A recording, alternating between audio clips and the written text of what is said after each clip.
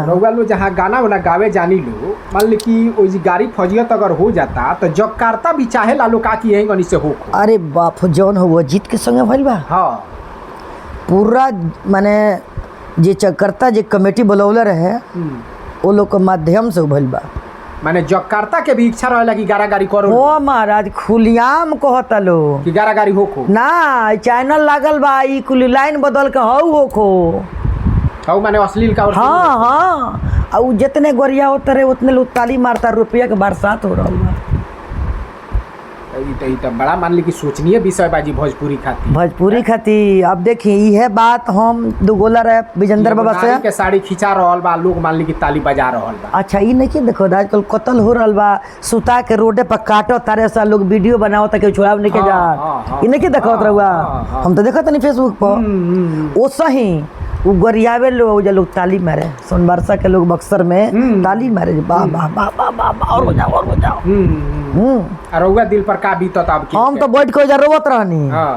हम तो बैठ के रोवत रहनी। फिर मालिक हमार हिम्मत दहनी कि ऐसा बात बा कि वो छोड़ला गुने मुड़ी पे चढ़ गई बालो जवाब दो। तो जंगा कहल रहे कोई सुन के अपन जवाब दे के लेकिन वही में कुछ काट कुट के लोग चढ़ौले बा। काट कुट के का माने गाड़ी फौजियत जौन देले चढ़ौले बोलो ना जौन बतिया सही कल बन तो लोग नहीं चढ़ौले। खाली गोरिया चढ़ा। हाँ निमन का नहीं खेलो चढ़ौले। गाड़ी तो मान ली कि बेपरते के। हाँ लेकिन निमन का नहीं चढ़े। पहले सुझाव दिले बनी कि ऐसा ना करे के चाहिए। हम केहू के घर का औरत बनी हम दुगोलाल बन तो ऐसा बात नहीं कि हमारी इज्जत नहीं है। लेकिन कहाँ चढ़ौले बोलो गरिया चढ़ौले बोलो। हाँ गरिया मान ली कि चढ़ा दिले बालू। हम चाहे कि एगो लायदारी लास्ट में रहुआ सुना दी, ठीक बा? एक बाद से हमनी के लायदारी। हाँ लायदारी हो नए लायदारी हो। हाँ एगो प्रेमी और प्रेमिका के बात बा। अच्छा तो प्रेमी से कहा तरीके रवा झूठ बोला तनी रवा प्यार कर ले हमसे लेकिन ऊपर के मने दिल से ना करी ले। अच्छा रवा झूठ बोला तनी अपन समय पार करतनी वैसे कह तरी। अरे नहीं खे जरूरत, अरे नहीं खे जरूरत जा होने। अरे नहीं खे जरूरत झूठा प्यार जतैला के आ मुँह मारो अब प्यार मोहब्बत कैला के। हम जानतन के रवा हेजुआल में रवा हमके छोड़ के चल जाए हमार साथ ना दे तो कह तरी कि जाते बड़त बतिया अरे सुन के जा गौर से, जाते बड़ो तो बतिया अरे सुन के जा गौर से। बाकी अब ऐसन मजाक अरे ये सुना करी हो ना केहू और से। अब ऐसन मजाक ए सोना करी हो ना केहू और से कह तारी। लेकिन एगो गलती पर भइल बा, गलती भइल बा हमसे। अच्छा अरे तोह के पहचाने में आ दे दिहनी दिल हम जाने या न जाने में। गलती तो भइल बा नो। प्यार दोनों तरफ से होला। एगो ताली कहीं बाजेला ना, दोनों बाजेला। बिल्कुल।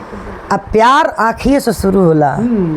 रघुआ हमके देखिए हम आपके देखिए आँख से देख के तो दिल में जाई आ दिल से उतर के अगर यहाँ रहा तो ठीक बा, नीचे उतरल तो बाउर हो गया। बिल्कुल कहती है प्रेम कि गलती भइल बा हमसे। अरे तोह के पहचाने में दे दिहन दिल तोह के जाने या न जाने में। हम ही जानो तानी गुजरो और तानी कोना दौर से।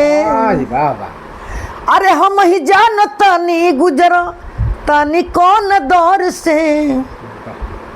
बाकी ओइसन मजाक अरे ये बबुआ करी हो ना केहू और से। बाकी ओइसन मजाक ए सोना करी हो ना केहू और से। वाह वाह वाह। निर्मला जी लास्ट में एगो सवाल बा, सवाल ई बा कि लेडीज जे गायक बा ओमे रउआ के पसंद पड़ेला भोजपुरी के? मान अब ली हम कुछ का कहीं मनीषा राजबाड़ी और पूजा पांडे के कर नाम धैनी है, ये लोग में के रउआ निमन लगे? तीनों आदमी ठीक भलो। तीनों आदमी ठीक हाँ बा? हाँ हाँ तीनों आदमी ठीक है, तीनों के ताले मिले है कबीर हो बाबा, ठीक बालो तीनों आदमी। रउआ ठीक कहता नहीं कि ना ना मजाक नहीं ठीक कहता नहीं, मजाक कुछ है मारा ट्रेंडिंग वालो है बड़ा। ट्रेंडिंग में तो रहुओ बानी। अरे हमार छोड़ी हमको बुढ़वा पार्टी में छाट दी। अब ठीक बाटे, बुढ़वा पार्टी में छाड़ दी तो लइको तो दुनिया का मान ली कि भीड़ कोइले रहो तारे से रहुआ लगे तो बुढ़वा पार्टी में केगो ना ना ठीक बालो, तीनों आदमी ठीक बालो। हाँ तीनों आदमी ठीक बा। जब तीनों आदमी हमसे ज्यादा प्रोग्राम गावता, हम कम गावते, हमकी उम्र था गई, हमने के तन कहाँ बहुत कम में प्रोग्राम हम गाइले। हाँ अब कम कोई हमरा नाम कमाए के बा, पैसा नहीं के कमाए पैसा नहीं के के ना, हमरा नाम कमाए के बा। रउए पूछब रउआ अगर हम पैसा तय करो, हाँ हाँ भोजन करा देब, गाड़ी के तेल दे देब, जा चढ़ा देब, हम पैसा ना तय करी ले ना।